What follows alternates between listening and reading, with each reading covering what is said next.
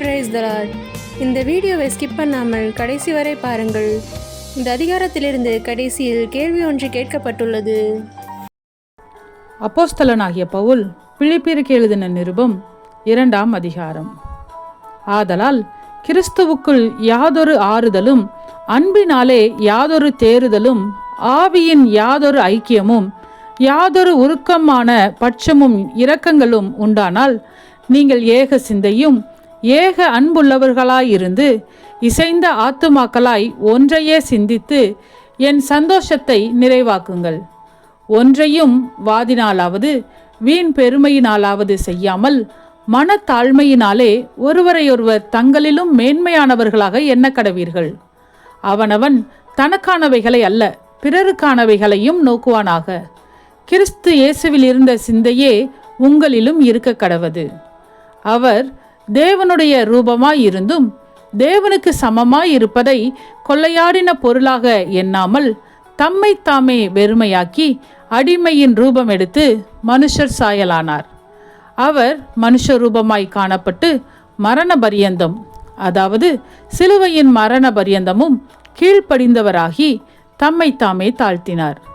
ஆதலால் தேவன் எல்லாவற்றிற்கும் மேலாக அவரை உயர்த்தி இயேசுவின் நாமத்தில் வானோர் பூதலத்தோர் பூமியின் கீழானோருடைய முழங்கால் யாவும் முடங்கும்படிக்கும், பிதாவாகிய தேவனுக்கு மகிமையாக இயேசு கிறிஸ்து கர்த்தர் என்று நாவுகள் யாவும் அறிக்கை பண்ணும்படிக்கும் எல்லா நாமத்திற்கும் மேலான நாமத்தை அவருக்கு தந்தருளினார். ஆதலால் எனக்கு பிரியமானவர்களே, நீங்கள் எப்பொழுதும் கீழ்ப்படுகிறபடியே நான் உங்களுக்கு சமீபமாய் இருக்கும் பொழுது மாத்திரமல்ல, நான் தூரமாய் இருக்கிற இப்பொழுதும் அதிக பயத்தோடும் நடுக்கத்தோடும் உங்கள் இரட்சிப்பு நிறைவேற பிரயாசப்படுங்கள்.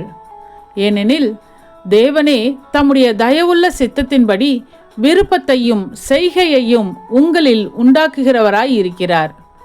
நான் வீணாக ஓடினதும் வீணாக பிரயாசப்பட்டதும் இல்லை என்கிற மகிழ்ச்சி கிறிஸ்துவின் நாளில் எனக்கு உண்டாயிருப்பதற்கு ஜீவ வசனத்தை பிடித்து கொண்டு உலகத்திலே சுடர்களைப் போல பிரகாசிக்கிற நீங்கள் கோணலும் மாறுபாடுமான சந்ததியின் நடுவிலே குற்றமற்றவர்களும் கபடற்றவர்களும் தேவனுடைய மாசற்ற பிள்ளைகளுமாய் இருக்கும்படிக்கு எல்லாவற்றையும் முறுமுறுப்பில்லாமலும் தர்க்கிப்பில்லாமலும் செய்யுங்கள். மேலும் உங்கள் விசுவாசமாகிய பலியின் மேலும் ஊழியத்தின் மேலும் நான் வார்க்கப்பட்டு போனாலும் நான் மகிழ்ந்து உங்கள் அனைவரோடும் கூட சந்தோஷப்படுவேன். இது நிமித்தம் நீங்களும் மகிழ்ந்து என்னோட கூட சந்தோஷப்படுங்கள். அன்றியும் நானும் உங்கள் செய்திகளை அறிந்து மனத்தேறுதல் அடையும்படிக்கு சீக்கிரமாய் தீமோத்தேயுவை உங்களிடத்தில் அனுப்பலாம் என்று கர்த்தராகிய இயேசுவுக்குள் நம்பியிருக்கிறேன். அதேனென்றால் உங்கள் காரியங்களை உண்மையாய் விசாரிக்கிறதற்கு என்னை போல மனதுள்ளவன் அவனே அன்றி வேறொருவனும் என்னிடத்தில் இல்லை.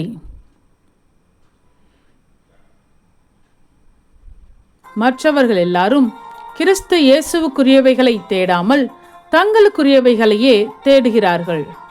தகப்பனுக்கு பிள்ளை ஊழியம் செய்வது போல அவன் என்னுடனே கூட சுவிசேஷத்தின் நிமித்தம் ஊழியம் செய்தான் என்று அவனுடைய உத்தம குணத்தை அறிந்திருக்கிறீர்கள். ஆகையால் என் காரியங்கள் இன்னபடி நடக்கும் என்று நான் அறிந்தவுடனே அவனை அனுப்பலாம் என்று நினைத்திருக்கிறேன். அன்றியும் நானே சீக்கிரத்தில் வருவேன் என்று கர்த்தருக்குள் நம்பிக்கையாயிருக்கிறேன். மேலும் என் சகோதரனும் உடன் வேலையாலும் உடன் சேவகனும் உங்கள் ஸ்தானாபதியும் என் குறைச்சலுக்கு உதவி செய்தவனுமான எப்பாப்ராத்தீத்துவை உங்களிடத்தில் அனுப்ப வேண்டும் என்று எண்ணினேன். அவன் உங்கள் எல்லார் மேலும் வாஞ்சையுள்ளவனும் தான் வியாதிப்பட்டதை நீங்கள் கேள்விப்பட்டதினாலே மிகவும் வியாகுலப்படுகிறவனுமாயிருந்தான். அவன் வியாதிப்பட்டு மரணத்திற்கு சமீபமாயிருந்தது மெய்தான். ஆகிலும் தேவன் அவனுக்கு இறங்கினார். அவனுக்கு இறங்கினதும் அல்லாமல் துக்கத்தின் மேல் துக்கம் எனக்கு உண்டாகாதபடிக்கு எனக்கும் இறங்கினார். ஆகையால் நீங்கள் அவனை மறுபடியும் கண்டு சந்தோஷப்படவும் என் துக்கம் குறையவும் அவனை அதிசீக்கிரமாய் அனுப்பினேன். ஆனபடியினாலே நீங்கள் கர்த்தருக்குள் மிகுந்த சந்தோஷத்தோடே அவனை ஏற்றுக்கொண்டு இப்படிப்பட்டவர்களை கனமாய் எண்ணுங்கள். ஏனெனில் நீங்கள் எனக்கு செய்ய வேண்டிய ஊழியத்திலே உங்கள் குறைவை நிறைவாக்கும்படிக்கு அவன் தன் பிராணனையும் எண்ணாமல் கிறிஸ்துவின் ஊழியத்தின் நிமித்தம் மரணத்திற்கு சமீபமாய் இருந்தான். ஆமென். இன்றைய கேள்வி: கிறிஸ்து இயேசுவில் இருந்த டேஷ் உங்களிலும் இருக்க கடவது. உங்க பதில கமெண்ட் பண்ணுங்க. சத்தியத்தையும் அறிவீர்கள், சத்தியம் உங்களை விடுதலையாக்கும். இந்த வசனத்தின்படி அநேகர் சத்தியத்தை அறிந்து விடுதலையாக்கப்பட இந்த சேனலை லைக் செய்யுங்கள், அநேகருக்கு ஷேர் பண்ணுங்கள். ஜீவ வார்த்தையை தினமும் கேட்க சப்ஸ்கிரைப் செய்யுங்கள்.